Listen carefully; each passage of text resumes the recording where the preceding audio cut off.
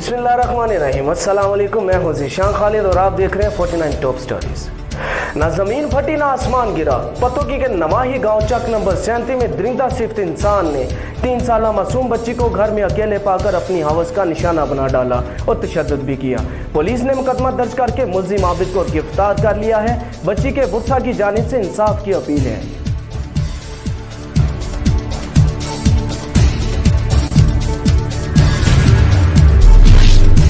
और आपको एक अच्छी खबर से आगाह करते चले, 22 रोज कबर इलाहाबाद मोहल्ला रहमानपुरा के रहने वाले कोरोना वायरस से मुतासरा 44 मरीज मुकम्मल सेहतयाब होने के बाद घरों में वापस जा चुके हैं।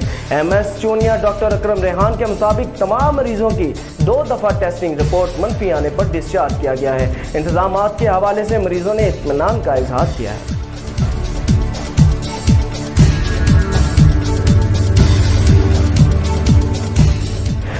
इंतजामिया के ज़ेरे इंतजाम जना हाल चुनिया में वज़ीर आज़म टाइगर फोर्स के रजाकारों की तकरीब का एहतमाम किया गया, जिसमें तहसील भर से टाइगर फोर्स रजाकारों ने शिरकत की।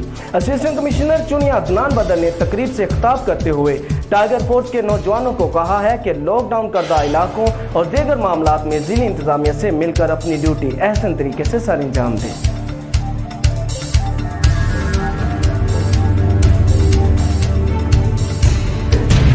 कसूर की खसूसी हदायत पर अमल दरामद करते हुए तहसील चुनिया में गंदम की खरीदारी के लिए 5 मराकज कायम कर दिए गए हैं। इस साल गंदम की सरकारी हदफ 30,000 टन मुकर्रर किया गया है। असिस्टेंट कमिश्नर अदनान बदर के मुताबिक 55% हदफ मुकम्मल कर लिया गया है और मजीद हदफ पूरा करने के लिए आड़तियों से तावन की अपील है।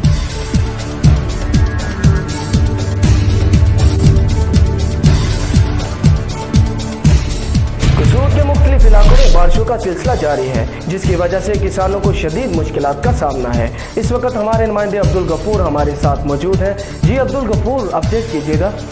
जी बिल्कुल, पंजाब भर के दूसरे शहरों की तरह चूनिया में भी वक्फे से बारिशों का सिलसिला जारी है, जिसकी वजह से गंदम और मक्की की फसल को शदीद नुकसान पहुंचा है।